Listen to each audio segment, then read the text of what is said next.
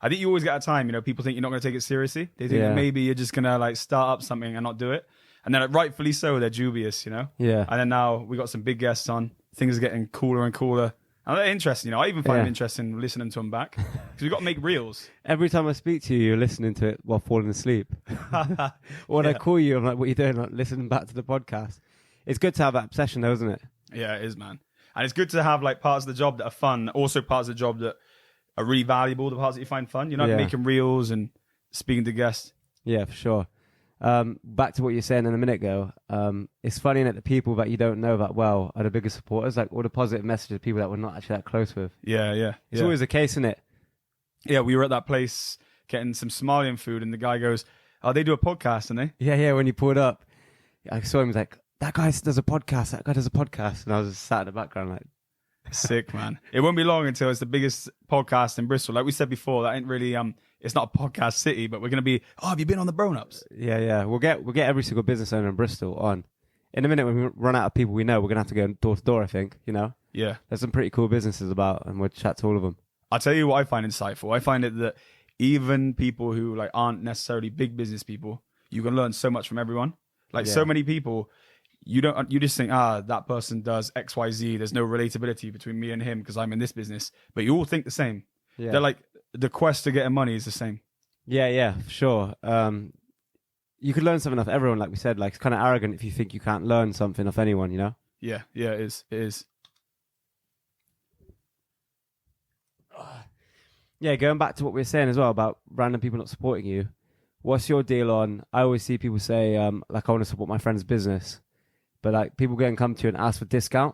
Like I've seen people shaming that, but it depends what sort of business you're in. For example, if you've got a food business, I used to have friends which used to say, no, charge me full price. I want to support your business, which I thought was cool, even though I want to give you a discount, Yeah, discounts are a tricky one. Like I'm going to your place, you giving me food when I turn up, or sometimes you would. I always felt like it's a bit awkward, I'd rather pay because, not awkward between me and you, I'd rather just give the money because you're taking time, you're taking like table space. And even as nice as a gesture it is, you feel like I don't want to be someone who's turning up every week and they think that they're just expecting it. You know what I mean? Yeah. It's a tricky one, isn't it? But like, it depends. If you've got close friends, I think it's cool. But you can't have people that you barely know come in and expect stuff for free. You know what I don't like? When people expect it.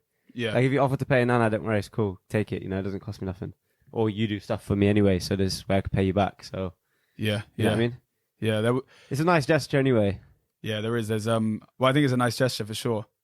I guess what I find is, say you start going to somewhere or you're using something frequently and they become to that awkward place where they're like your friend, but also they're like, they don't want to make money and they're not making money and you're like, come on, you got to, like. Yeah. I know what you mean. Yeah, exactly what you mean.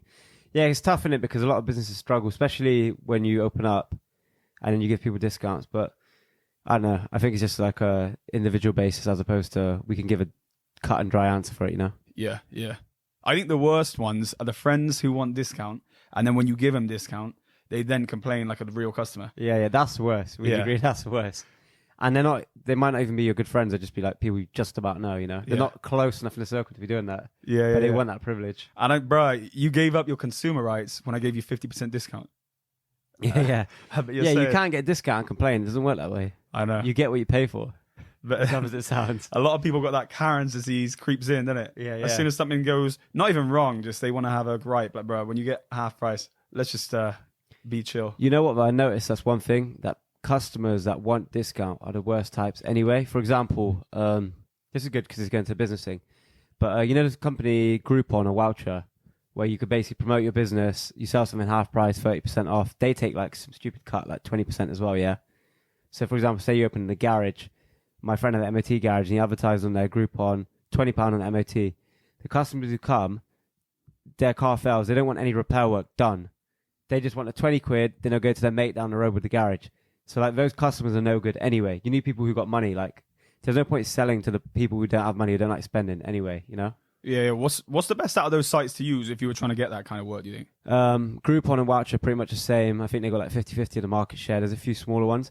But it's good if you've got a business starting, you need some footfall, you need some traffic, you need some reviews. It's good. It's one of those like loss leader sort of things, or like if you've got a product with a big markup, it's good to just get volume. It's a volume thing, I got a crazy one. You ever heard of Hot UK Deals? Oh, yeah, see, yeah, that's a good one as well. Yeah. I had hot UK deals, right? Back in the day, it's like 2013, and my iPad case was selling loads. It was called the black and tan iPad case. And I sent like 200 units a day, and I wanted to bring up a version 2 of it, and I couldn't get it to take off, but I was using UK deals. I put the product at £4.90 as a promo. I was losing like £4.30 after everything for each unit it sold. I put it up on the Friday on Amazon, and some customer or potential customer put it on hot UK deals. By the time I came in on the Monday, I think 4,000 units is sold, all losing £4.44 a unit. The absolute month tanked. I did my brains. I lost a fortune. I think we lost something like 120 grand or 130 grand over that month, and literally wiped out all profit, plus put us not in a hole, but it wiped out a lot of what we had, you know? And it was all because of hot UK deals. We couldn't control it. It's crazy. So that site, the story behind that site is, the reason why I know about that site is because whenever a website makes a pricing error, there's a website, I think it's Dell, they had printers up and they were selling them for £2 rather than 200. Yeah. And someone put it on there. Anytime there's a bargain or a price default, you put it on there and it will go crazy. So everyone bought loads of printers for like £2, and in the end, I think they just refunded everyone. So did you fulfill the orders? We fulfilled them. Oh, mad. Is that because of eBay feedback, yeah? Because Amazon feedback, yeah. Oh, mad. That's so crazy, isn't it? And then after all of that, we sold all these units. It got like number 3 on the iPad 2 search bar. So we're like, okay, at least we can make this money back. And then as soon as we upped the price, it fell off. So I lost a fortune over nothing. Not all lost leaders are worth it, are they? No, they're not. They're not. That's crazy though. You know, like a lot of people don't understand that. A lot of these things in supermarkets are like this whole lost leaders thing where you sell something at a loss to get people in through the front door. Like a lot of stuff in the supermarket is sold at loss, you know, like milk was for years, you know. What, just the entire, like all the milks? Yeah, well, farmers sell milk at a loss. I don't know if they do now, but they used to just get a kickback or whatever from the government. And because they were producing so much milk, they used to pour it away, literally. And they used to make money off the subsidy. Mental. But they lose money off the actual sale of the milk. So they actually do it for the government subsidy. A lot of farming stuff like that is like that in the UK. I heard, I was away with a guy and he sold mushrooms to like supermarkets, white label goods, right? And he says, typically what will happen, you have to start an LLC or a partnership when you do these companies, because what will happen is you get these big giants like Tesco, they'll see like, oh, little mushroom farm, he's making more than 100 grand a year that he should make. He made 500 grand a year, and then they say like, we're going to stop using you unless you rebate us. So like not only do these people do like losses and they're already up against it, if they post too much profit, they get screwed. So you'll see a lot of these like farms and that, the LLCs and partnerships, so that they don't have any visibility to the supermarket. That's crazy. Yeah, another story behind that as well. You know, obviously credit lines. What's the standard credit line? 30 days. Yeah. So these companies, they push to like 60 days, 90 days. So you got farmers or whatever, or big companies who sell like biscuits or whatever to Tesco. They'll push them out to 90 days where they're struggling to even pay anything. You know. Yeah. And that's there's a guy in Birmingham actually owns, you know, Fox Biscuits. Yeah. And all the biscuits associated with it. He owns loads of other food related stuff, and the way he bought it over as a failing business, and the way he did it, he stretched out all his suppliers, give them 90-day credit lines and stuff, and basically just like squeezed it, and now he's making crazy money off it.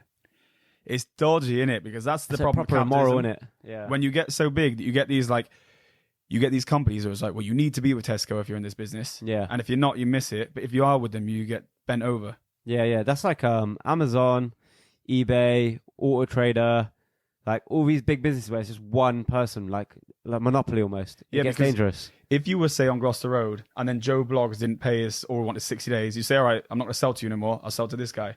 And then that guy has to fall in line or he stops his supply. Yeah. When you've got Tesco, they become bigger than life. Yeah, and I'll give you another example of that. You couldn't sell a car anymore without Auto Trader pretty much. Like, if you were a car dealer. Yeah. Like, when I last checked, it's been a while, it was about 75 quid a car. And even to sell privately now, I think I saw my dad's car from recently. It costs about 100 quid to list a car on Auto Trader. Mental, innit? Mad, innit? And then you could get cheaper ads for 50 quid, but they'll be at the bottom. So you got paid 100, you got no choice. And there's no one like competing. You got eBay, Gumtree, but they ain't got the same foot traffic, you know? Yeah. Well, I say foot traffic, but you know, views. So it's crazy. Like all these companies taking over is such a bad thing. Like you said as well, on Amazon, if you bailed those 1,000 orders, you probably get removed of Amazon, and that's everything done. Do you know what? Like, the issue with it is all of it is so convenient for a consumer. Like, I just sold an R8 last month on Auto Trader, and I've got my SLS up, the black one now, for sale on Auto Trader. And I am against it too. But it's so convenient because you can sell it. And if you're a consumer and you don't have any skin in the game, you're not worried about competition, then it's natural just go to these people. And we further make the problem worse. Even me who know about it, I make the problem worse because it's just too easy to go with these companies, isn't it? Yeah. How much did you get above the retail, trading on the R8 in the end? On the R8, I think it was 100 grand trading. No, it was 94 trading and got 100.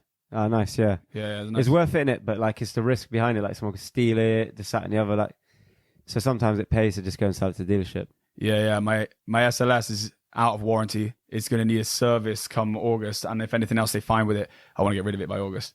Yeah, But that's a bit more of a hard car to sell because there aren't many around, and no one really wants it either. That one's a cabriolet, and no one wanted an SLS cabriolet. and the crazy part is you can't finance that car. No. So that's where the affordability thing comes in. Why people go to dealerships? They'll pay like 5k extra for the car, and then another like 5k on finance, because no one can really go and buy a car cash past like 5k, 10k. You know, Yeah. there's not a lot of people who save for their stuff anymore. Everyone wants to finance it early doors. You know, Yeah. and that's the problem with the SLS. A car like that, if you see someone with it, they probably do have money for it, because you can't really finance a car which is past what's it, like 10 years old now. Yeah. Yeah. It's 11 years old. You can't PCP that car. You could probably finance it, but the rates would be crazy on it, you know? Yeah. And you know what? I barely use it. It's an investment. And like, you just take it in and something goes wrong with it's a lot of money in it. Every little thing goes. What about your car now? I was about to say, yeah. So one day I just got into my car, but it's not starting now. Nothing's wrong with it. Drove it fine, parked it up. Next morning, jumped into it. It's just saying, can't start, take to BMW. And then I plugged it in because I got a diagnostics thing, and it's saying battery fault. And that's my main battery, mind. And how much is the battery? So i8 hybrid battery, roughly between, when I looked on forums, 8 to 12k. They haven't quoted me yet. 8 to 12 grand. Plus man. fitting. And then they've called me saying, oh, you need a service soon, and you need your doors, what do you call it? The doors oiled. 150 quid just to oil them. Mad. I'll buy a can of WD-40 and do that myself. Should farm it out. That's a business right there. Start charging 75 quid a door. It's mad because I'm like randomly stingy about stuff like that. Like, you're not robbing me for 150 quid to put oil in that door. I'll go buy the oil myself and have that oil to last me the next 5 years, you know? Yeah. That's the same with your doors, isn't it? You're not going to change them. Yeah, my doors on there, they've been sagging now for like 2 years on there. And I think it's £800 or £400 a door. I can't remember what it said. I think I said £400 to you yesterday, but you said it was too low. Yeah, it seems cheap. But I just can't bother to do it because they'll just get old anyway, and I barely use the car, so who cares? It's mad that you kind of got to like have that thing, like you don't want to be ripped off, because otherwise you get ripped off at everything. You know what I mean? Like, saying no to these stupid little things kind of keeps you in the game. You almost have to be like an anti-perfectionist, because if you're a perfectionist, your OCD probably won't not let you do it. Like, oh, they said I need it, and I don't. You're getting mugged off properly mugged off. 150 quid to oil my doors. Are you crazy? Didn't you have a part that was in a Bentley that you managed to get that was like a tenth of the cost? Yeah. So I can't remember what it was. Yeah, we're trying to repair my friend's car. His window motor went. He rang up Bentley. They quoted him, I think it was like 1,200 quid for the motor. Yeah. I was like, yo, you could just check the part number. Check the part number. I go, look, type it in Euro car parts. 120 quid. Mad. Literally a tenth of the price. It's the same part number, and the other one has VW stamped on it too. It literally has VW Bentley stamped on it, because VW own Audi, Seat, Skoda, Bentley, a few others I can't remember. But yeah, VW's a powerhouse basically. Porsche as well, Porsche. Mad, man. I remember I was seeing something on Top Gear the other week, and there was some Ford or Ferrari that had 4 parts in it. They managed to see the Ford part, you know? Yeah, I saw that, the badge. It's mad, isn't it? Yeah, something inside a turbo, it's made by Ford. Also, the Urus, if you go into Urus, like 90% of the parts carry the Audi stamp on it, you know? Mad. The only thing which doesn't is pretty much the body kit and the exhaust and the wheels. It's crazy. Everything else is Audi. It's just straight Audi repackaged as a Lambo. Crazy. That's a lot of value compared to the Eurosat car, isn't it? Yeah, definitely. What was it? RSQ8. Was about half the price, about 125 grand? Yeah, 120, 130. I've got a friend actually trying to chop one of those in right now for a Urus, and it's double the amount. Even on PCP, it's like 2,500 quid a month. Mad, isn't it? They're sick cars, aren't they? Yeah. But it's just overpriced just for the badge, isn't it? Yeah, Because the RSQ8 in some ways looks better, I reckon, because it's a bit more understated. I like that. Like, we talked about in the last podcast, the C63s, you know? Yeah, you get seen too much as well in these sort of cars. You can't hide. Yeah, you do. Yeah.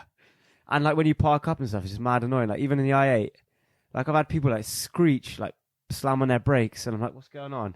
And they're like, what horsepower is this car, mate? I'm like, I don't even know. I've never even looked, you know? Yeah, man. I don't even care. Like people, like I'm on the phone parked up sometimes, people knock on the window, mate, what's the 0 to 60 on this? I'm like, I don't know. I just bought the car. Like I don't care about it. And people, and no disrespect to people, because like I've been that way with cars as well, is that I'm not as excited to answer the question for 1,000 times. And also, like, you can be on the phone sometimes and people be on the window and they'll be like, what? Can I just take a picture of the car? Like, bro, just take photos, just stop interrupting. It gets so jarring, doesn't it, when people come and ask you about the car? Yeah. It's then, funny. Like I love having a car that's like that causes a It's scene cool, when yeah. driving, but there's times where it's annoying. Yeah, it's crazy because my biggest fan base is like 7-year-old boys. Like when I park up and the door goes up, the kids are like, It's they so literally funny. Innit? stare at it, or like they're like pulling their mum or whatever. Yeah, yeah. you Do you get remember- those people in traffic? So they pull up next to you, and they'll be like, "Plant it," and you're like, "Bro, you can see them on the phone." Yeah, do you know what? I get that, but I don't know if they're taking the mick or not, because obviously my car's like hybrid. It still has a decent noise. But there'll be people like, rev it, and then you'll get people who be like, rev it, oh wait, you can't. I was like, yeah, well I can, but you know, Yeah. it's That's so funny. dumb. Like I'm not sure if they're being serious or not.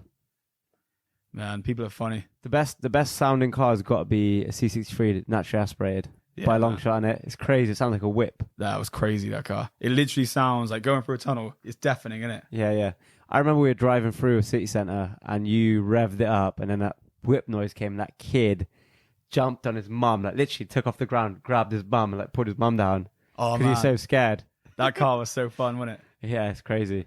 I think we spoke about it in the last podcast, or maybe not. I know in like a few podcasts ago. But we used to pull the roof back, and we get this flashing phone app, and we'd stick them out the roof. Allegedly, this didn't happen. You know, we'd stick the phone out, and you could pull people over. You could pull people over. They think it was a police car, even though it was just two white lights. It's funny, man. Good I times. remember. Yeah, that car was crazy, crazy times. And that's when there wasn't that many mad cars about. And now, like, you see a lot of cars about you didn't used to see. Like when you're a kid, you remember like barely seeing a Lambo, barely seeing a Ferrari, like once or twice. Now you could kind of see it on a daily sort of thing, you know? Why do you reckon that is? It's a finance culture, innit? Because when I used to go to America when I was that age, I remember my family all had new cars. You see new cars everywhere, like Beamers. Well, not Beamers, just all new cars. Yeah. And they used to say that, oh yeah, we just finance it. It's like $300 a month, $400 a month. We get it, and after 2 years, we swap it back. And in this $400 a month, tires, servicing, everything's included. You know, like we still don't have that over here, but that culture's come over here of financing absolutely everything. It's mad, isn't it? Like now, so people compare the cost of the car is the monthly payments instead of the actual cost of the car. This is only $1,000 a month. Instead, the other one was $1,200 a month or whatever. Yeah. And that reminds me of when I used to sell at Dreams. What I would do is say we're giving someone like a £3,000 bed, and that sounds like a lot. Like, right, this bed is gonna be $3,000. I'd go to them and say, right, the bed isn't $3,000. I would say like however much the cost of the bed is divided by 365 days divided by 10. So then you get the 10-year cost of the bed. And you're like, right, the bed is £1.66. And most people are just like, oh, £1.66 a day. And they're like, oh, wow, that's good. That's an easy way to sell something. So you're going to have the best sleep of your night for 10p a night. Yeah. Are you taking it or not? Got it, That's a good sales pitch. Because what you're going to do if you sleep well, you're going to make more money. You're going to be a better version of yourself. You're going to be alive. You're going to be awake. If you can't make back an extra like couple pound a day that you've invested into a bed over 10 years from now that your new lease of life, then bro, you're selling it to me to go buy a new bed now. I know. I sell it to myself as well. You need them, right? Yeah, for sure. Yeah, good night's sleep so important. Even like if you spend a lot of time on the sofa, getting a sofa every couple of years isn't that big a deal either. Because what is a sofa, like $1,000? Yeah, you spend a lot of time on it too. Exactly, and it lasts years. Like it's got a big upfront cost, but it lasts years, you know. But that's the other thing now. People finance sofas, people finance beds, you can finance anything. It's crazy. Well, here's the crazy thing, bro. Think of all that stuff. Like they spend that kind of money on trainers, on like Balenciagas, on Louis Vuitton trainers, whatever, and then they'll scrimp out on a bed. So they're doing stuff so just true. for show. Yeah. And then you go back and they'll be living in a single bed in their mum's house. When, bro, you could have literally got a decent like posturepedic bed that's gonna help you. Yeah, if you think about it, some of these teas are like £500-600 now, and you can get a good mattress for that. Yeah. And those same people who Mad. have £500 or £600 t-shirts, if you look at them, they're going without in other parts of their Oh life. yeah, their house looks like a trap house. Like sleeping on a mattress on the floor. Yeah. It's funny, man. I actually know people like that. I'm not even gonna call them out, but I know enough people who literally just live in their mum's house, and they got like the maddest drip collection. Do You they know what I mean? really? Some people, obviously, it's good for them to live with their mum because their mum's alone or whatever. There's no need for them to move out. They've got a big house. But like people who should move out, you know, they're spending money on this, that, and the other. Like, go buy a house, you know, go buy an asset which goes up in value. Don't waste it all on clothes. And if you were giving advice to a kid who's stuck in that trap right now, who, let's say they're addicted, they can't help but show off, and they, for some reason, are so destroyed by like the peer pressure, how would you get out of that trap? Best thing, just don't be in the rat race, you know, just step out of it, just don't care about it. That's the only thing you can do, like lose that feeling of caring about what you're wearing, you know? So important. Because everything that you care about as a young guy, if you don't care about it and you only care about the stuff that's important, like getting ahead, like looking after your body, like being a good person, like taking care of yourself, by the time you hit 30, you'll have no competition. The people that you view as competition, they will not be your competition. Yeah. Yeah, if you think about the future, that's the best way to get rid of it. Like, oh, if I don't spend £600 on this t-shirt, 600 on shoes, 1,000 on the jeans, like, what could you put that into? You could put that into an investment. You could put it into crypto. You could start a business with it. Like, you don't need a lot of money. Yeah, yeah. You know? The people who I know, and this is no disrespect to these kinds of people, is the people who I know who are holding the torch in terms of like status and having all the brands. They're not that at 30. So you just got to keep your head down. You got to know it's a marathon, not a race. Yeah, for sure. And if you get stuck in the race thing, you give away all your chips and you don't save anything to actually like play life as you're older. You'll be real careful. For real, so true. Yeah, people can't do it though. It's the whole instant gratification, social media thing now, and it puts so much pressure on people. Even kids. Like yesterday, I was in town shopping. I saw a bunch of kids stealing from Poundland. You know, it's crazy. And what happened? But the guy who worked in Poundland, some teenager as well, was like, "Come back, whatever." They're like, "What are you gonna do? What are you gonna do?" And taunting him. Do you reckon he knew him? Nah, he didn't know him. And then on top of that, there's a homeless guy at the side of the road. Like, got up, said to him, "Oh, that guy who works in there, he's a prick. He always catches me stealing too." And they turned around to him, "Shut the hell up, you're a tramp." So he tried to side with the kids stealing, like these little chavs stealing. And then they told him to do one as well. And then he started trying to have a fight with them. They're like, "What are you going to do?" So the enemy of their enemy wasn't their friend. No, basically, that's what the tramp hoped for. Well, the homeless guy, I should say. It's so crazy, isn't it? And then there was like a whole group of them, like 15, 20 kids. And I thought, like, this is where this country's heading now. You know, it's crazy, like, where we're going to. And we haven't even hit the peak of recession yet, you know, like, we're seeing all these mad sales. Well, you got a text yesterday, right? 50% off. Yeah. Who's that from? Got it from Versace. Yeah, 50. When do you get 50% off from Versace? You don't. Yeah, them unless texted me. Sales are getting so bad, they've got off of that to get people in. Yeah, they texted me and they said that it was a private showing that I could go down to their place in Sloane Street and I get up to 50% on their new collection. Like, bro, what? Like, what? Mad. I mean, When is it? It's probably technicalities, right? So it's going to be like 50% off of one item that no one wants. Yeah. But the fact that you even do discount is crazy. Last time I was in there and I was spending quite a lot of money, I asked for a discount and I even threatened to close the deal. Like, come on, do me a deal and I get these both things. They still didn't do it and I still wanted the stuff. They gave me free chocolate. A free chocolate, that's it. But that's the way everything was for the last 2 years. Since Corona, there's way more demand than supply because obviously the government's handing out free money, factories shut down in China, everything had closed for a couple of weeks, and the pent-up demand was crazy. And on top of that, we started handing out money free to everyone. So everything went up in value. There was no sales on anything. And now we're going to go the reverse way. Even houses. I remember I was trying to buy a house a couple of years ago, and I had 4 viewings in a day. And out of 3 of them, the estate agent didn't even turn up. And I'm ringing them, "Where are you?" And they were like, "Oh, sorry, we sold it this morning, first year." And the 4th house, the flat that I got, I actually won because I just gave up at that point. But I knew the estate agent, and he's like, "Yeah, cool, I'll put you ahead of it, and I'll take it off the market." That's the only way I got it. And now it's going to be a different story altogether. Well, yeah, when I was selling it, it was a bit more difficult to sell it because I sold it, last year now. It took a few viewings to sell it, obviously, and we'd done it up. Like, it was probably the highest spec flat there, and it still took a bit of time to sell it. But that was still kind of like a good market. But now I think the market's going to be the other way. It's going to be a buyer's market. Who's got cash? Who's got loan ready? Whatever. And we're going to get better deals now. Back like 2008. I don't know how we're going to end. Yeah, it could be. I got a feeling it's going to be worse, man. I got a feeling it's going to get real. I don't know how much. Do I listen to too much Alex Jones or not, you know? Because I think it's going to go so, like, we're just going to be caged up with controls, like, fined out the wazoo, you know? Like, even we're talking about the 15-minute cities. I hope that it's just a recession and we can just battle out. I feel like the recession is going to be the harness which takes us into a bad place. Yeah, I think all that stuff like extreme controls will be over the next 5 to 10 years because obviously China do this stuff, and the only way you can compete with something like that is to have similar rules, you know? Like, you can't be in a race and someone have a head start. You need to have the same rules in place. So if China has extreme control, we need extreme control, or China are going to get ahead, you know?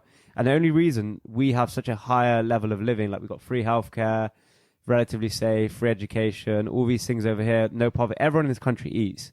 Like, okay, we have food banks now, but everyone in this country has been eating well for the last 50, 60 years. And half the reason we got there is because we like raped and pillaged the rest of the world. And we don't do that anymore. So we can't go and take a whole country's wealth and bring it here, you know? So how are we going to stay ahead? We got nothing here. We literally have nothing here. It's an island with nothing here. You know, we have some potatoes, we have some cows, some sheep. What else do we have? And we told Russia to do one. Russia used to park their money in London. The Chinese, the Arabs, they always used to put money in London. And after we confiscated Russian stuff, no one wants to put money in London anymore, you know?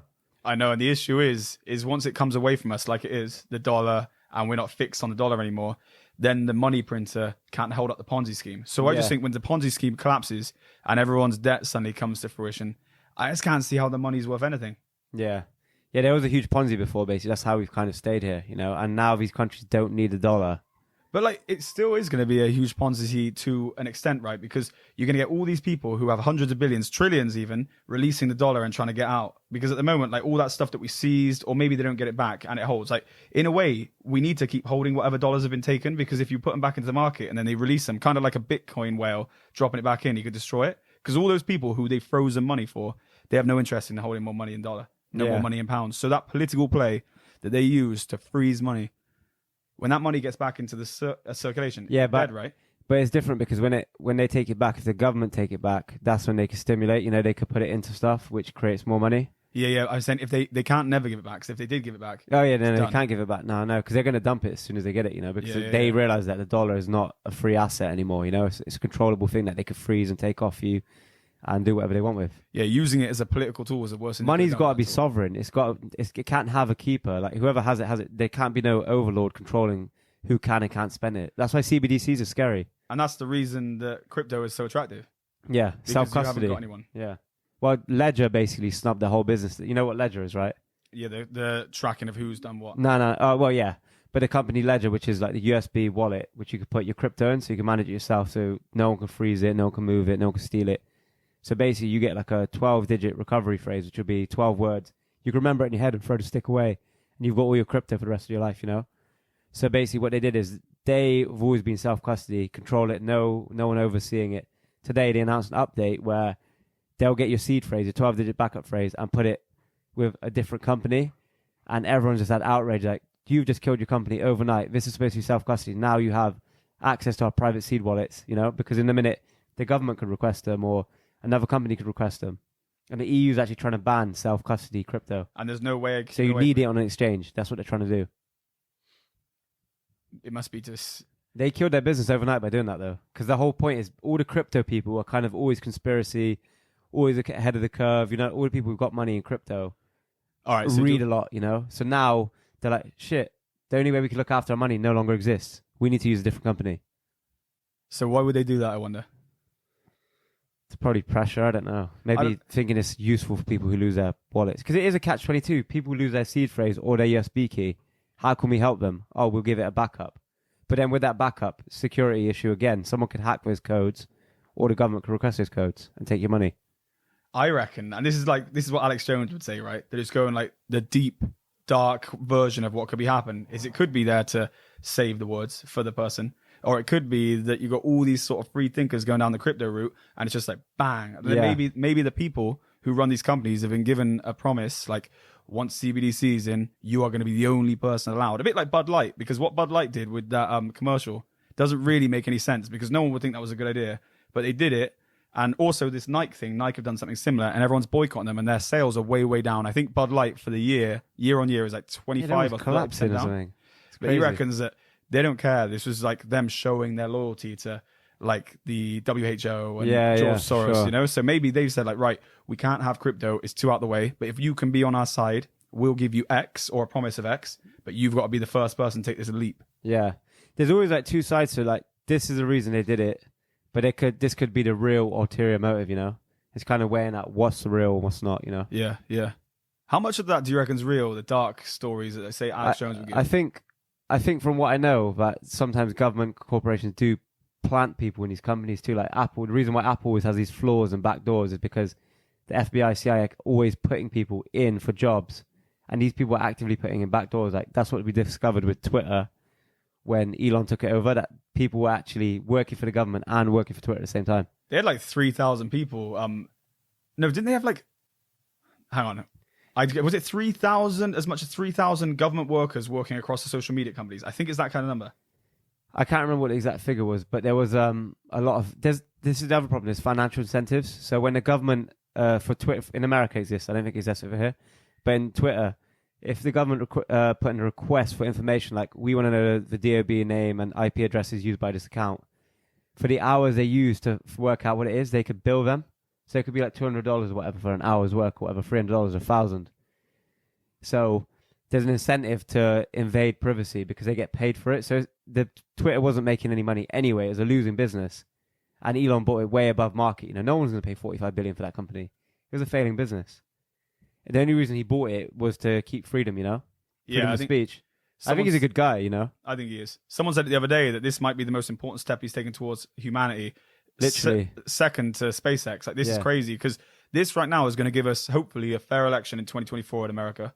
It's now allowing people to see what's going on. I think it also might be like disenfranchising the FBI and the CIA a little bit, so they can't come after us personally as much as they have been, because now a marker's being shown. Like, he's like a gatekeeper to the people's freedom now, you know? Like, it's crazy. And what do you reckon the threat with someone like that is down the line? Because nothing's perfect, I know. I know that you can get someone who is great right now, but once he starts to get control of everything, then maybe he'll start to do some things that are bad. It's almost like the torch always needs to be passed. The torch. I always think, like, why haven't they killed him already? You know, but I think there's a certain point of the whole America being capitalist. You know, like, once you have the right lawyer in your corner, he might know someone in the CIA, and now you can no longer get whacked. And now you're, because all these people bought their way to the top. You know, like Bill Gates. Yeah, he might be doing stuff against people's interest, but at one point he was doing stuff against the government's interest. You know. And he's kind of shaped policy towards what he wants to work for him, you know? Yeah, that's the point I'm making, is that at one point he was right. And now he's like the villain of the world in a lot of people's eyes, you know? But now he might have so much power that he might be immune to it, you know? Yeah, maybe. But he released some bad stuff, didn't he? Like crazy things that people said were conspiracy. He even tweeted the other day, a lot of conspiracies have come true this year, you know? Like, all conspiracies are now true. Elon, yeah? Yeah, Elon, yeah. Which is cool, because that's like a mainstream person. I don't know. I'm not convinced. I am, but it just seems too glossy, doesn't it? I can't help but think. I do think he's good. I think that at least he seems good right now. I just can't help but, like, why do we all think you're good? Is this some dog and pony show? Yeah. There's always a thing that's a psyop, like the whole thing, like the people's savior is not actually the people's savior, you know? Yeah. Because that's what Bill Gates was for years. Like, Bill Gates is trying to solve this, that, and the other. Like, next thing you know, his vaccines have killed like 10,000 people in some other country, you know? But, like, it's so hard to work out whether his intentions are good or not, because I saw a thing he handed out mosquito nets in Africa to try and stop malaria, yeah? And they're coated in some, like, pesticide or whatever that the mosquitoes don't like. And obviously people were like, these nets were really good quality, so people started using these nets for fishing. And when all the streams and all the lakes had these really good nets in, firstly, it poisoned everything in there. Yeah. So all the bugs died or whatever the fishes were eating, so the fishes died too. And plus they were fishing at a crazy rate because these nets were so good for fishing because of the way they're laid out, like a sort of umbrella. So you go inside and just pull them, and that's it. So they poisoned all the wildlife, and they caught more fish because they're stronger and everything else. And now they're in the water, blocking up everything, and they don't degrade like the natural fishing nets they used before. So now these people are starving as well as having malaria because no one used them for malaria. I don't know, man. Was that planned? Was that a social experiment, or because you think about it, the amount of people must be involved in a project like that, and oversights and risk assessment. Like, what's the pros and cons? Because I've done this before for small products, you know, or like uni projects, like pros, cons, risks. What if it's not used right for this? Like, they do that with every product. You do that on Amazon, you know, for kids products.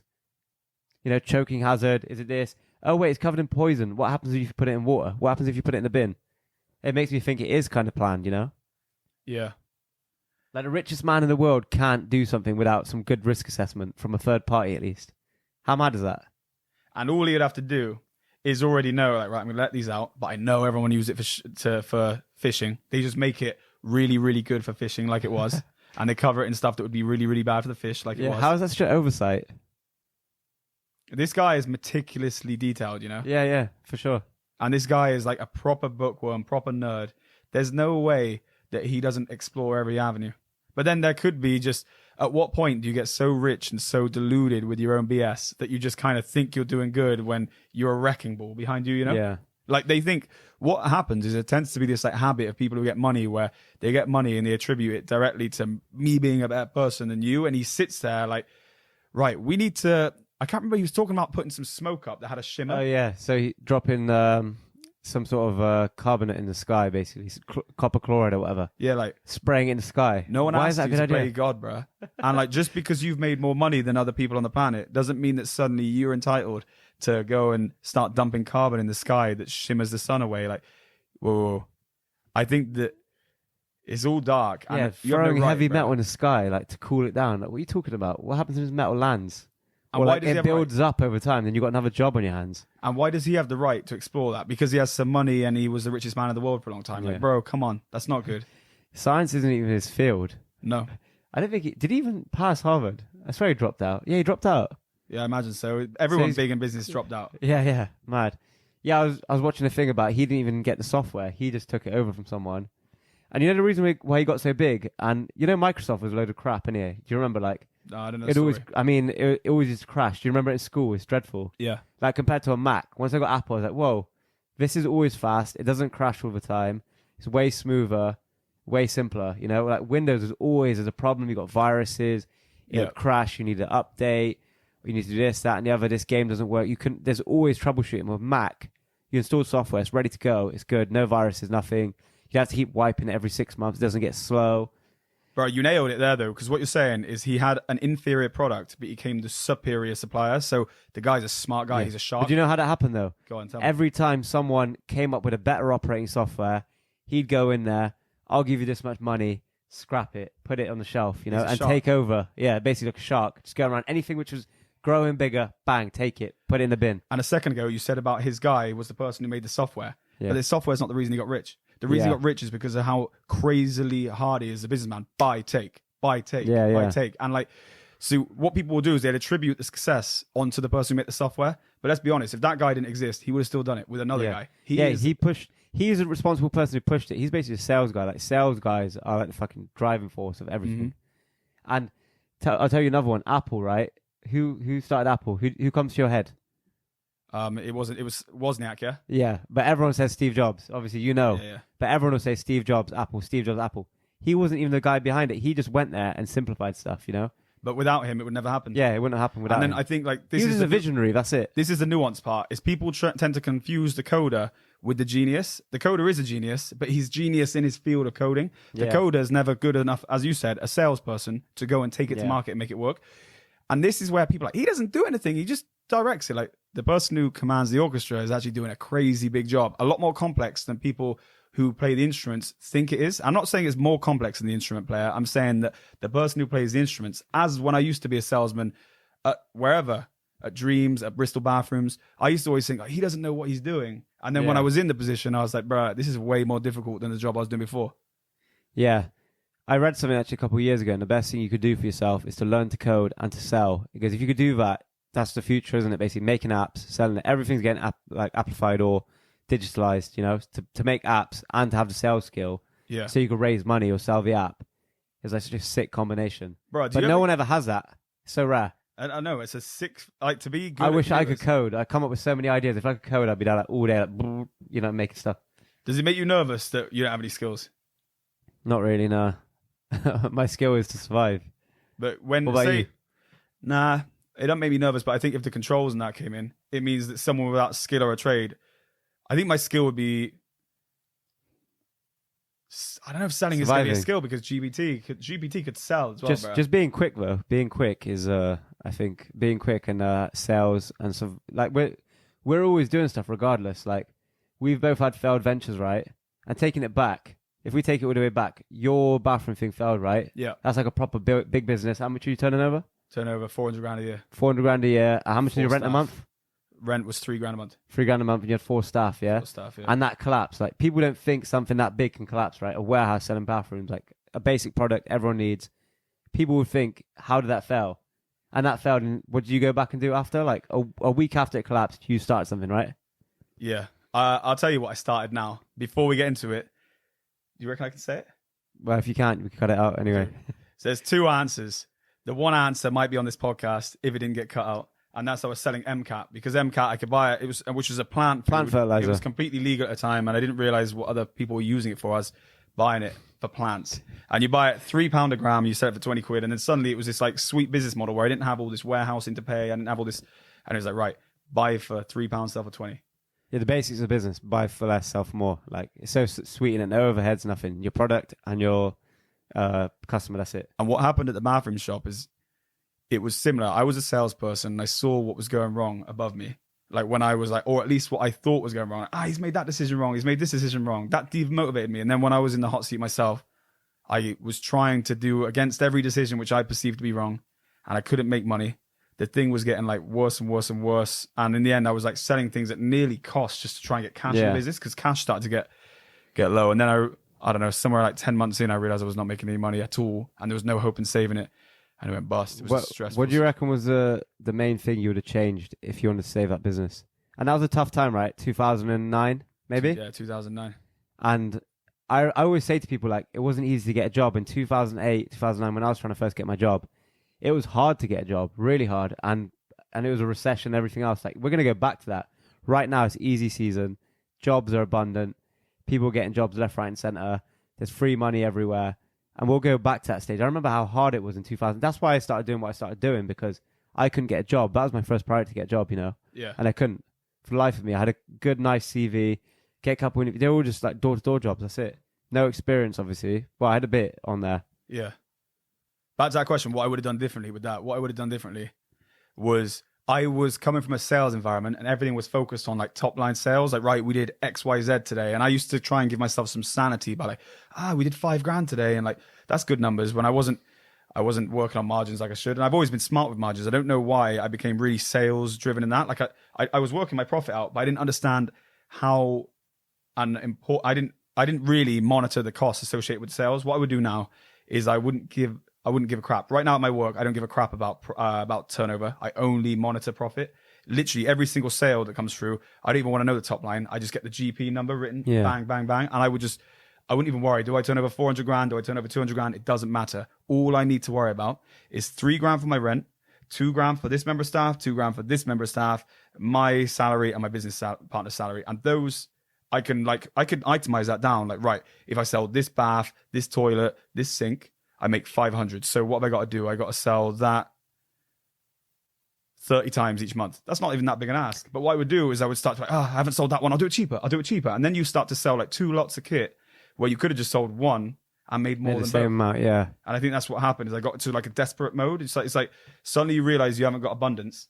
And then when you're in scarcity, you start chasing like crazy, trying to get abundance. And it's like a downward spiral. You don't want to be doing that. Do you reckon the thing is, though, you're still that equilibrium of like, do I make massive money on this, or do I sell 2 of them or sell 3 of them? You know, like you need to get that balance right. But do you reckon half your problem was like maybe lack of footfall, lack of advertising, or because obviously you could have sold stuff for cheap if you had enough footfall? Location, so they were et cetera, problems, et cetera. and I could have made the pricing structure that I was working on work if there was more footfall. But I believe with the footfall I had, I could have made profit if I'd have just been like, right, let's not worry about how many people are coming in, just quality. And I could have got it liquid. It could have been making money with the footfall it had. And then I could have been like, right, how do I get more footfall in? I guess the reason I look back and think what could I have done differently is, I would have liked to get more footfall. I would have liked to have more displays. I would have liked to have had more money in the business. However, even with all of the tools as I had them, I could have made them work. That's the point I'm making. There's no excuses. I could have made money from Jenny and Jane and Derek and whoever came through the shop, and I just messed up and sold it too cheap. God, those are Karen names you just come up with. Yeah. Complainers. Yeah. And I could have done, and what would happen is they would team me up against a competition that was also in Swindon. And I had an ego battle because he used to be the manager of my, of the shop that I'd taken on. So I never wanted to lose a deal to them. And I just gave away profit, man. I should have just been like, look, you go with those guys. Yeah, that's one thing with sales, and like it's easy to forget, is your number one negotiation tool shouldn't be dropping the price. If that's your best negotiation tool, you're not a good salesman, you know? Maybe you weren't at this time. I'm not saying you were. I'm not taking any digs. But like I used to always use that as my thing until I remember I had a job, and they're like, that is not the thing. You got to say like, well, you're getting it from us, service, reliability, quality, all those sort of other things like benefits, as opposed to dropping the price, right? 100%. No, I wasn't being a good salesman. And I am a good salesman. Like, I've been at Dreams where you weren't even allowed to do discount. And I was fine for a year, you know? Yeah. And then I came here and I was allowed to do discount. And what happened is because I was the person buying the stock, I would always know deep in my head, I can do a little bit more. Instead of just being as a salesperson should, I'd be like, oh, come on, if I get the deal now. You've got to be hard-headed sometimes, haven't you? And that folding and lowering the price, it kind of almost devalues yourself. You know, you're lowering your value by doing that. It's a bit like being in a marriage or in a situation where someone's trying to take power off of you, and you just have to stand your ground. You have to be prepared for them to walk away. Yeah, that's it. You got prepared for them to walk away. For sales, definitely, 100%. And it's like I was 19. I had a lot of emotions coming in where I'm like, I can't afford this. I need the money. I need the money. I need the money. Whereas what I needed to do is I needed to take that hat off, so I wasn't even a business owner anymore, and I was just a salesperson. Yeah, and I think I could have made it work. That's the thing, though, isn't it? Like, this is the problem I get with starting a business, right? One person, you always need a salesperson. No matter what business you got, you need a salesperson who's in charge of sales. And when you're doing everything else, every other aspect of the business, it becomes very hard to do that with sales, you know? Yeah. Like even doing admin takes away from sales. Sales is a job where you need to be like 100% on it. Yeah. Like, if you want the best of you anyway, like I know you could do like 70%, but if you want 100% out yourself, thinking straight, not making mistakes, you can't have any other jobs. Listen, even knowing the price of your product, that's not helping you, you know? No, sales is an act. Sales is this. You can't have aggro from your bird. You can't have aggro from your friends. You don't really even want to have a car that you've got to fix up, be on a driveway, because you just need to be 100%. I am selling to this guy here. You don't want to be worried. Did someone just text me? What was that phone message that went off in my pocket? You need to be 100% focused on how do I get this guy to buy off of me now? Yeah, because one wrong word or something wrongly phrased, you killed the sale. Yeah. And like, it's crazy. Like, and after the sale's dead, you need to go back to like the bathroom, whatever, wash your face, and then come back out as if you just won it, and then go back and approach the customers the same way. And what I see is the people who can come back from a defeat, just like in business, the people who can come back from a defeat and bounce back and come back to the next venture without being jaded, without being sour, they're the people who do well. And the people who approach the next venture just a little bit differently, just a little bit less confident, just a little bit less sure of themselves, and then that fails, and then the next one, and then that fails. And it's I had the same thing. I used to get rejection after rejection. I sit in the car on my next thing, like, put some music on, hype myself up, and then just go in, you know? Like, you feel defeated after like 10 rejections. You feel defeated, and you don't want to do this job anymore. And after 10 rejections, would one rejection make 10 plus 100 more, right? Yeah, well, this is the reason why I wouldn't go back into a sales job. I don't like that whole thing. Like, I'll sell for myself. I'll do anything for myself now, but working for someone in sales, that pressure is horrible, isn't it? Yeah, it's hard. That pressure gets to you. I view it a bit like a junior role, the high pressure sales. Yeah. And then you get into, like we said before, an account manager is like the creme de la creme. You want to get to a place where your relationships are so valuable with the customers and you're just integral in a business. Yeah, that's what I'd want to go into. If I went back into a job now, I'd be account manager. I feel like I've got the stripes now. I don't have to go into no cold calling, this, that, and the other. A little bit, yeah, it's fine. But really, all you want to do is become friends with people. That's what I'd be good at, you know, like take them out, talk to them, become their friend, do whatever. That's what all sales is. People buy from people they like. Yeah. Talking like of sales like that, when you make them like you, that negates any want for discount anyway. Oh, yeah. Like when you really get them, like, if I don't buy this from Shiz is I'm gonna upset Shiz, and I really like him. Yeah. That's what you need to get. You get people like, I can't do that. I got a guy, I've been using him, I like him. We're friends. We're cool. And what would you do to break it down? That's it. To break it down, well, I'd probably say something like, does your friend pay your bills? Yeah. Does your friend make your business more profit? That's what I come up with the top of my head. But yeah, obviously, it depends on what you're selling. What about you? How do you break that friend-supplier relationship to become the new friend? Because you're going to replace that friend.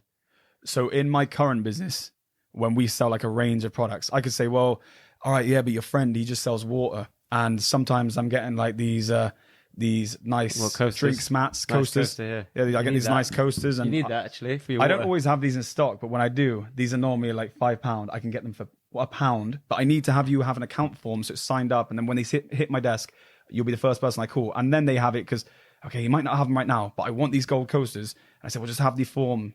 So if you've got a hot product. But that's No, but I leverage. Say there was a hot product last year.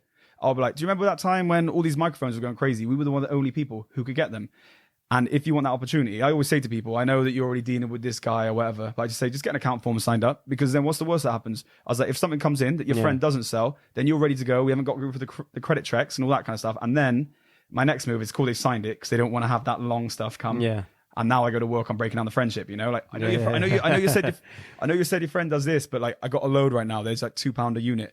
Do you want to just buy them off me? I know you got loyalty with your friend, but this is a quid cheaper than you, mate. A couple of those go by. Yeah. You know? No, that's a good one. Yeah. You've been practicing. Yeah. So it's like, but if I'm just trying to do it in a bathroom shop, I would be thinking, okay, so maybe your friend sells bathrooms, but you are in my bathroom. So there must be something you like about this bathroom. I try to get cheeky, but there must be something you like about my bathroom that your friend doesn't have. Come on, it's okay. Your friend can't hear the conversation. Yeah, that's the kind of stuff that makes them like you as well. Yeah.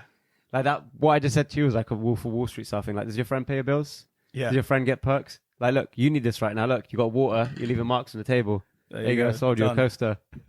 Deal. Stuff like that.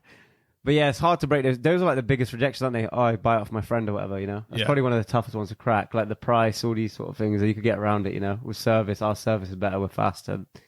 But the friend one is a tough one, isn't it? Yeah. I used to do one at Dreams for warranties at the end because they were like, no, we're not paying £35 for no warranty, Dorothy. And I'd be like, all right, fine, yeah. And this is the only thing I don't commission off. I was like 18. It was just before the bathroom. But just before the bathroom stuff that I was doing. I was 18 years old, and I'd be like, all right, yeah, no worries, don't worry about it. But can you just sign here? Because my manager goes mad if I don't sell a warranty, but just sign it. Because if something goes wrong and you come back in a couple of years, they want to see that you've signed. Yeah. And then bang, for £35, Dorothy, just pay the £35. Yeah, for real. Do you do anything like that when you were like have these like last hurrahs that were like your commission product that you were told, like, right? You know what? I like the whole suggestive thing. So like, okay, sign here.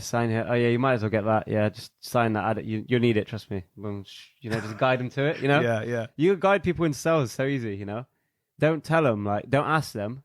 Like, this is a thing with a lot of things as well. Like sometimes even for like a table in a restaurant, like you just go and have you got any tables? Like, oh yeah, I'm here for a table. You know, like the way you ask something, someone will give you a different response. If you appear meek, like even the most like what do you call it? The most like mousy person will turn into a lion, you know? Like if you come, like if, for example, you went to buy a car and the salesman's real meek, the customer becomes a predator. No, I want discount. No, I want discount. That's why you got to be real hard-headed. Like there's no discount. Yeah. If you appear any way meek or weak at all, the customer will turn into a predator and will have you on your back foot. Bro, that's in every single dynamic of anything. Yeah, literally.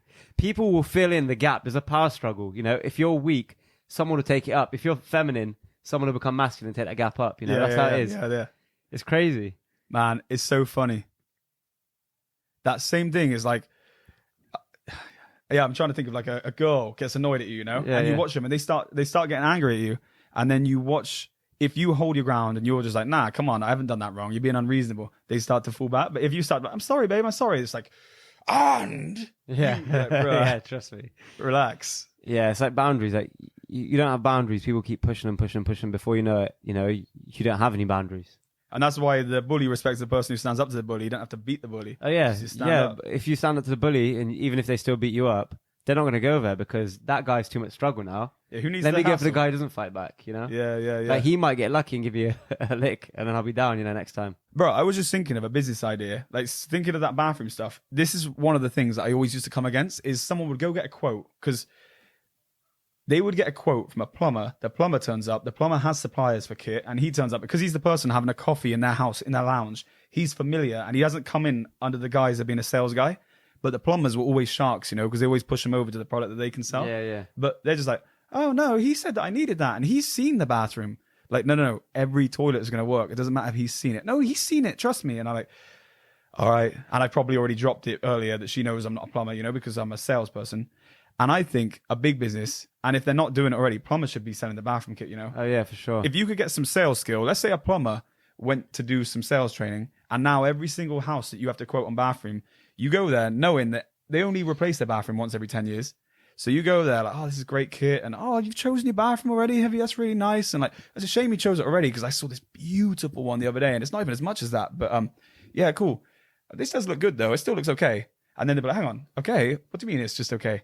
And you, well, I don't really make much money on it, but I just think you should look at, and then bang, you probably double your margin overnight. And the other thing as well, why the customer will trust the plumber is because the plumber doesn't look like he's got a horse in the race. So, oh, the guy suggested me out of kindness and out of goodwill, you know? Yeah. Because he's not a salesman. And everyone hates salesmen. You know, everyone knows salesmen are like sharks. And I just had another sick idea. You'd say, and if anything goes wrong with this one, love, because it's my responsibility to make sure all the kit comes, I'll be doing the extra days pro bono. If something goes wrong with your order from whatever bathroom company, I'll just go and get it. I'll have to charge you for the extra days if some waste doesn't come or if this. You'll clean up, wouldn't you? I always think of that if I started a business like that, I'd want to go integrate with someone. Like I'd be like, You know, I wouldn't be like, go to Wix or whatever, go to B&Q and decide your own bathroom. I'd be like, okay, tell me what you want, I'll get it, and you charge a extra, you know, for getting it. You know, materials. You make money on materials too. Actually, me and my friend did have a little carpentry business for a bit, actually, when we were like 18, 19. And we used to quote people, and we used to always put like 10, 15% on the materials. Yeah. You know? We only stopped it because our builder let us down. But yeah, it's crazy, isn't it? You can make money on anything, literally. Were you in it too then? Were you doing the carpentry? No, I wasn't doing any work. We were just doing it. He was a really good builder, but he was crap at admin, crap at sticking to schedules. Like a really, really good builder. He still does my building work to this day. He done the kitchen and the Airbnb and everything else. But yeah, we basically set up a company. We got some customers, and we'd quote it, and we'd just take like 10% or whatever, and we'd put 10% on top of the materials. But other people don't do that. Other people don't put money on the materials. It's funny, isn't it? It's because like people view it like I'm a chippy. I'm only doing the chippy part. That's someone else who supplies the kit. Like, now, why don't you do it all? If you put the hat on and you do everything, you could have to do half the work to make the same money. I bet. Yeah, and this is the other thing though. Some people don't trust you. Like, so this guy we're working with, he thought like, oh, why am I giving these guys money? It wasn't the exact reason, but he was worried at the start. Like, why am I giving these guys money? We're like, you're going to make more money working with us than working without us, because we're going to get you more jobs. We're going to price stuff differently. We're going to make a website, all these things for you, you know? And what was their response to that?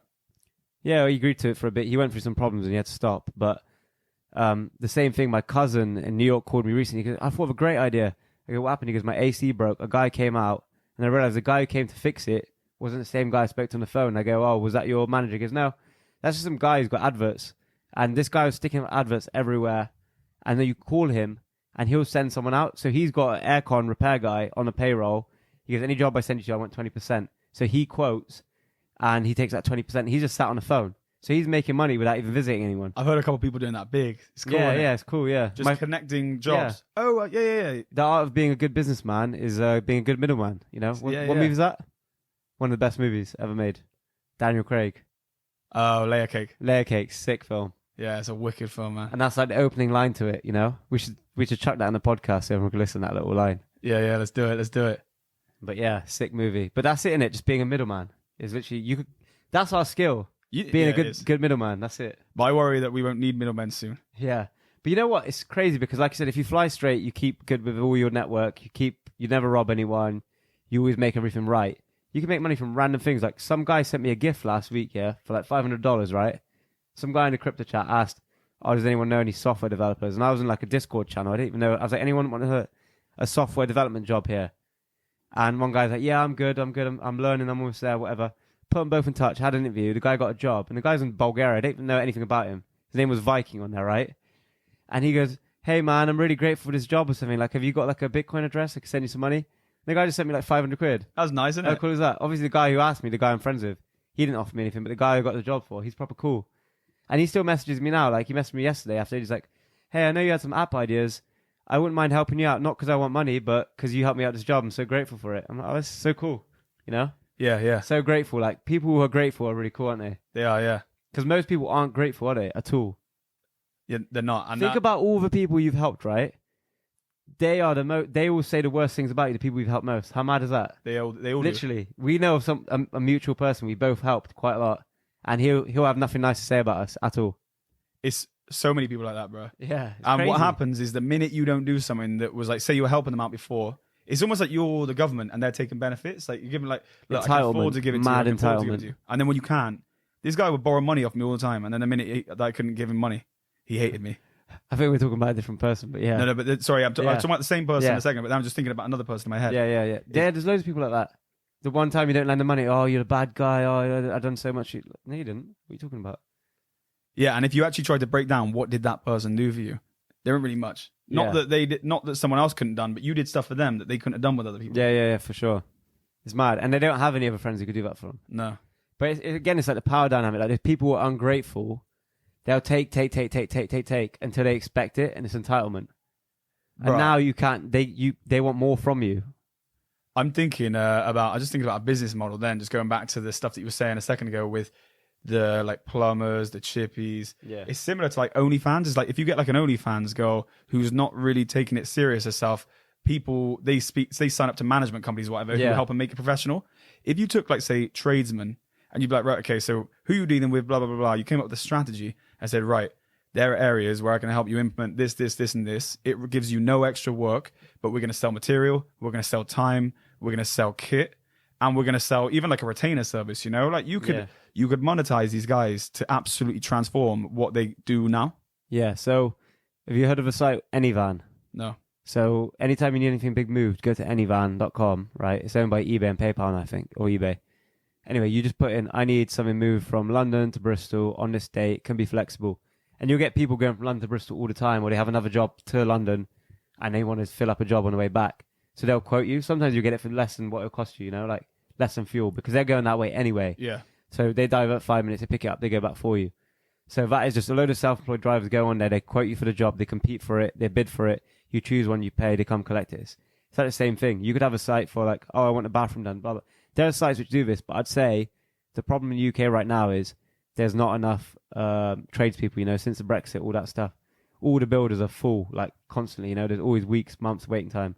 So the only guys who'd probably sign up to that are bad builders, because every good tradesman I know is booked up for 6 months, Are they really? Yeah, but I mean, if they're booked up for 6 months, then you take whatever bookings they got and say, right, let's double the revenue on what you got. Yeah, you could do that, yeah. But I'm not even saying make that the business.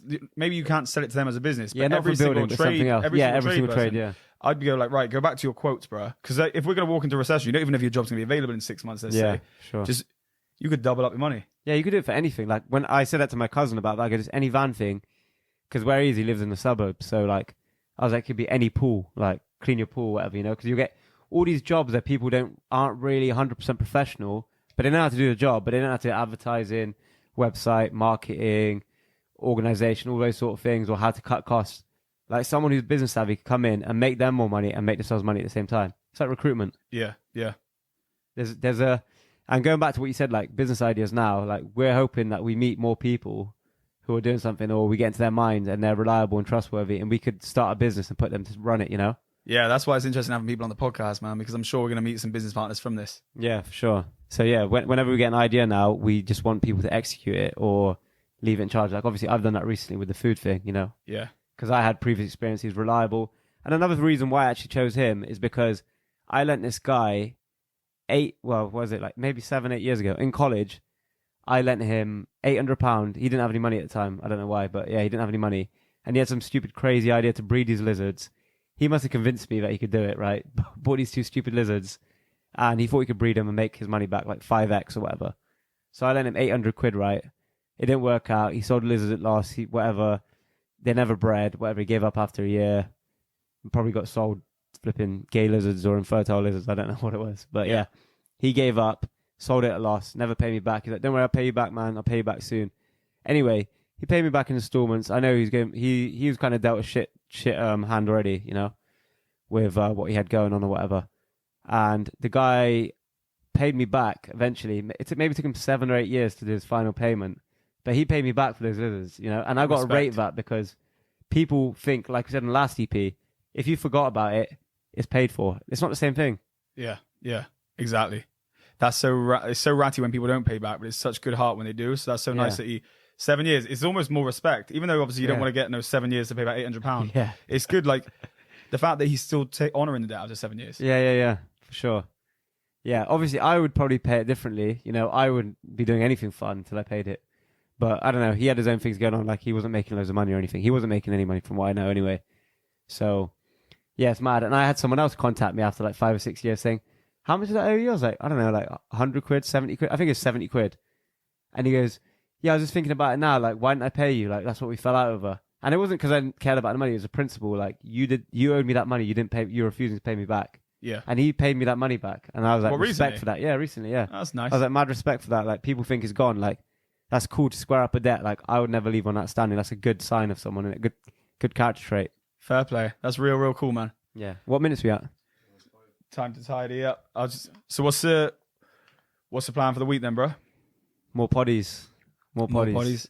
It's exciting, isn't it? Yeah, it's cool. It's cool. And it's good to have everyone here on the journey with us as well, because you're going to see now. And like I say, you got to subscribe to the channel, because all of you guys, the people who are watching now, you're the OGs. We're going to keep growing and we're going to keep building. We're going to bring more and more people on. We're going to build groups, Telegram groups, investment groups. She's got the crypto group and all these things, tools that you can all make money with. and also just like free game as well. Yeah, we want network like with other people with like-minded. I think it's hard to find. Yeah, and like everyone just comment on the videos. The people who comment on the videos, like we appreciate it. You know, any feedback, any things that you think we should talk about, stuff we do differently, like we're all together with it. You know, like it's like a community. Like the BroNups is going to be something where, yeah, we all get better, we all get sicker together, we all get smarter together, we all earn more money together. Yeah, for sure. And like we learn from the guests, you learn from the guests, and like we're all humble here. We all want to learn more, and you guys can teach us and. Make sure it's always cool as well when you know someone in the service you want. Like for example, if you want anything, like we've got like Taffy obviously washes cars. Like we went at a car wash, we know someone, we know he's going to put his heart into it, and he's going to look after us probably in the price too. Yeah, and we got Charlie Cowan who's going to cut her hair. Yeah, exactly. You got someone who in a restaurant, it's that you get good service. You know, need a last minute table. All these things is cool to have a network. You know. Yeah. But like people with investment advice. Ellis people got the gym. This. You got Ty anytime you want personal shopping. Yeah, like you get designer clothing at midnight if you want. You know what I mean? Anything. Yeah. You're going to have to be sat there needing Louis Vuitton at midnight now. Yeah. Sick, man. It's cool, isn't it? Yeah, for real. And this is the 10th episode. We got a cool... Nice one, B. We made it halfway. So our goal was to get to 20 Sick, EPs because when we read up, if you make it to 20 EPs, you're in the top 5%. Getting past the 5th episode is in the top 20%. And if you make it to episode 20, you're in 5% of all podcasters. Sick. So it's crazy. We're halfway there right now. And it feels real now, doesn't it? Yeah. Like, it feels like, even though like this isn't... It's not monetized yet. It feels real in terms of like we're actually... making a podcast, the audio's got better, the production's way better, and like the feedback's so good, and we feel like the guests are getting better too. We've got cool guests coming up, you know. Yeah, it's cool. Exciting times. Sweet, Over man. and out. Nice.